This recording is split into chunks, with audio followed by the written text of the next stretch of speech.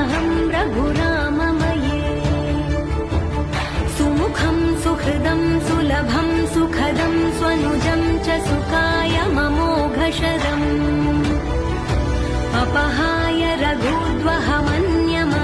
न कथञ्चन जातु भजे